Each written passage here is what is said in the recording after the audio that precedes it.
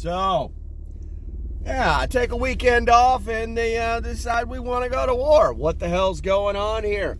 Don't fall for the fear porn. It is what it is. You're not prepared. If we go to war tomorrow, you're not ready.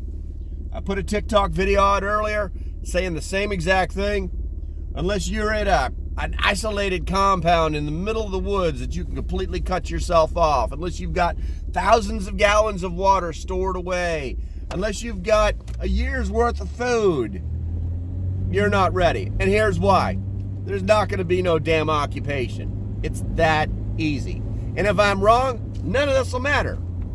Either way, you're still not ready. I think we need to take a breath. There are political issues that are happening that are out of our control.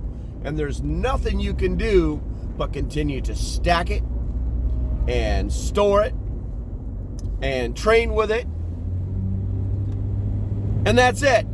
You're not even pawns in the game.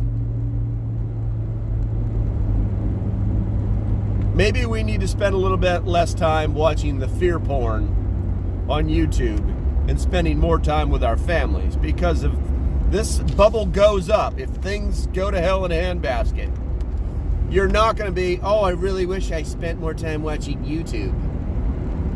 All right. Till the next time, stay safe, have a great day, and I'll see you when I see you.